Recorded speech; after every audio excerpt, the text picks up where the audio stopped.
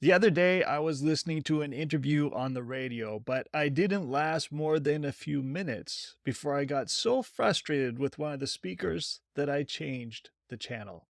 They were both native English speakers. They were talking about something that I was interested in.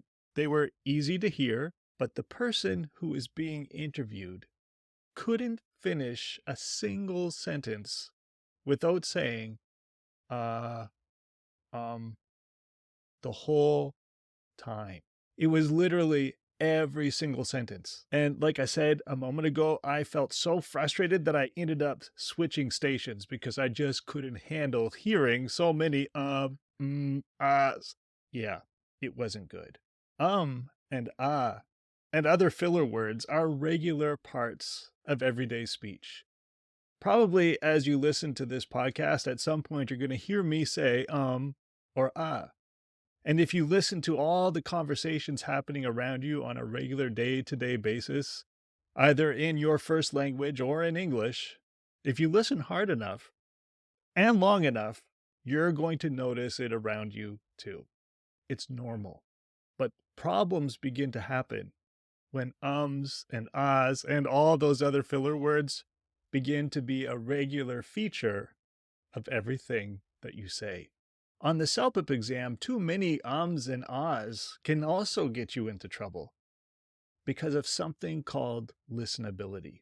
In today's episode, we're going to talk about 3 strategies that you can put into practice today that will help you to begin to reduce those ums and ahs.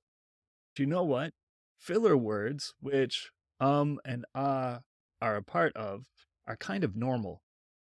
Just listen for it. Like I said in the introduction, just listen for it on purpose over the next couple of days in the conversations happening all around you. I guarantee you'll hear it. You'll pick up on it.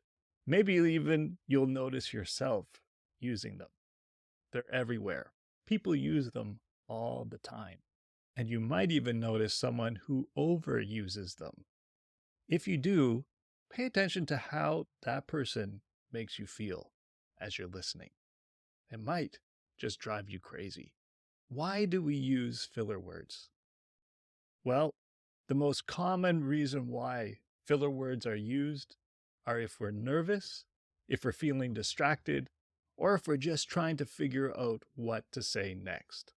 And boy, oh boy, those feelings happen quite frequently when you're trying to use your second language, right?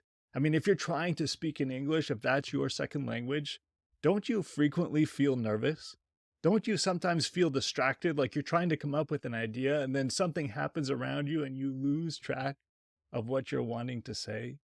Or if you're just struggling to come up with the right word to say next, yeah, all of those things happen when you're trying to speak in a second language. And all of those things, like I just said, can lead you into moments when you use um or or in order to come up with something to say next or to help you through that difficult moment. But relying on filler words can also be because of just bad habits. If you're used to using filler words in even your first language, they will be a natural feature in you speaking in a second language or a third language or however many languages you speak. In our case, English. If you use those filler words, even in your first language, they're going to be appearing in your second language too. And like I said in the intro, if you use too many of these filler words, you run the risk of frustrating your listener in an everyday situation. And on the CELPIP exam, it's even worse. Over reliance on filler words can lower your score. And you don't want that, do you? So here are 3 practical strategies that you can begin using right now that will help you kick those filler words out of your speech. Number 1, you have to notice them. If you're not aware of your own use of filler words, then it's going to be pretty hard for you to begin getting rid of them, right? Chances are you already have the perfect tool that can help you begin noticing how many filler words you use: your cell phone. Here's how to get started. Grab your phone, Open your phone's voice memo app. Record yourself speaking in English, talking about any topic that you wish. It could be talking about the things that you did that day. It could be talking about the plans that you have for the weekend or an upcoming trip or how an exam went, like if you're in school or whatever comes to mind. Try speaking about that topic for at least a minute without stopping. When that minute is up, hit stop. Grab a paper and a pen and play your recording. Every time you hear yourself use or mark it on your paper. How many did you hear? Were you surprised? For me, my filler words weren't even or though I know I use them. For me, whenever I feel nervous, I cough. If you've been a regular listener to this podcast, then you know that I'm kind of on the introverted side of things. Not always, but frequently I prefer to remain quiet. So I don't do very well in large group situations. I don't always avoid them. I don't hate going to them, but I don't always do very well in those kinds of settings. One day, after going to a party or something, my wife mentioned to me that whenever I was saying something and lots of people were listening, I would frequently cough between ideas or main points that I was trying to make. She said I kind of did it a lot. She noticed it. Then I started noticing it because she told me that she had noticed it. I began listening to myself as I was speaking. And sure enough, she was right. I noticed that I would, after speaking in a conversation. Isn't that weird? That was my filler word. It was a cough. And wow, once I noticed that I was doing this, I started to pick up on it all the time. I was doing this daily. And I didn't notice this filler word. That's not really a filler word, but I didn't notice that I was relying on this strategy in everyday conversations until my wife pointed it out to me. And it's helped me to begin focusing on reducing the amount of times that I do it. So that's what I'm getting at with this whole first point. In order to improve on it, you need to notice that you're doing it. I needed to notice that I was coughing in the middle of my conversations with people in order to try to help me relax a little bit more or to help me to think about what I was going to say next. And it didn't happen until my wife pointed it out to me. And now that I know, I'm working on stopping it. The same thing will happen to you. As you begin recording yourself practicing, you'll begin to hear how often you use ums or ahs. And if you want to, you can even ask a friend, someone that you trust, maybe a spouse or a partner, someone that you know has your best interests in mind, to let you know if you use ums or ahs too much. And like that, you'll begin to get an idea if this is a problem for you. Number 2, allow pauses. In general, people have a difficult time with silence, especially between words. If a space appears in our conversation, ums and ahs are often used to fill up that space just because we don't feel comfortable with silence. In order to fix this, learn how to become comfortable with short pauses, short ones, not long ones, short ones. Tell yourself it's okay to pause and think for a minute before I speak again, especially if you're involved in a day-to-day English conversation. It's okay to think for a second. You don't have to fill every single space with a sound, especially if it's or ah. On the CELPIP, you have to be a little bit more careful. Some pauses that are not too long are okay. Like you don't want to pause for more than a second or so before saying another word. And you don't want to fill your conversation or your answer with too many pauses, because that's going to damage your score on the listenability side of things again.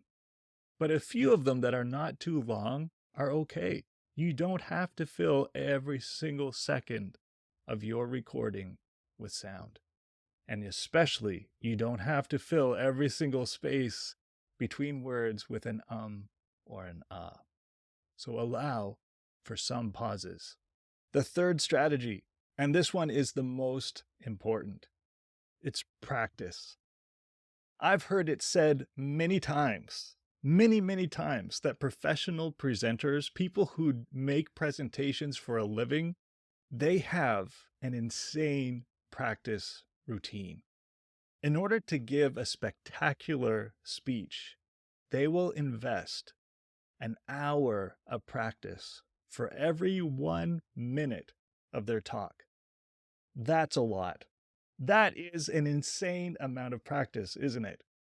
And for a normal person like you or I who don't have to give these big presentations in front of large crowds, or for your work, for example, that kind of practice is probably not attainable and not even practical. For the average person who is preparing for the CELPIP, like maybe you, it's not even possible for you to pour in that kind of practice for a single answer. But the principle behind it does matter, and it's very important, and it will help you if you use it. For CELPIP practice, try running through your answer 3 or 4 times as you practice, and then try recording yourself. For example, one of the speaking tasks is to talk about something that happened in the past, a past experience. Maybe try thinking about your last vacation, or a memorable time that you had with your best friend, or a family member, or your spouse. Then record yourself, use your cell phone, use that voice app again, and talk for at least 60 seconds. Record it, and then stop. After those 60 seconds are finished, play back your recording. And again, like what we said at the very beginning, write down how many times you use ums or ahs.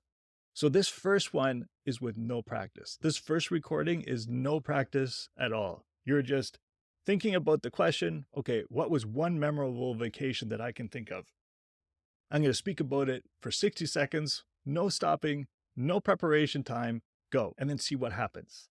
Next, run through the same explanation that you gave 3 or 4 times, and then record yourself again.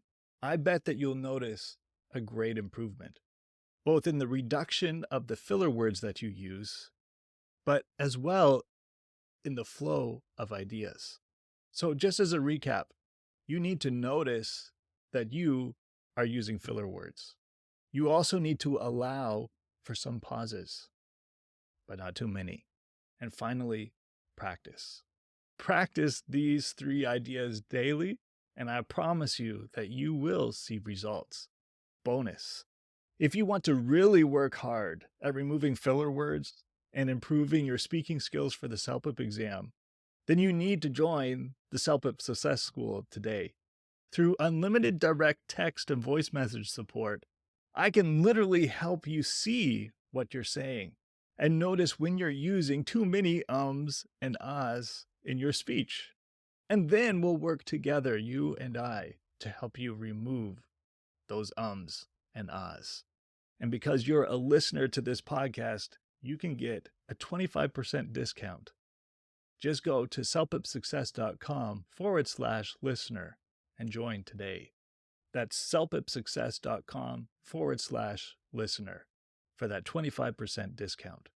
What are you waiting for? Join today. And thank you for listening to today's episode. I hope that you found it helpful, and I will see you again next Tuesday.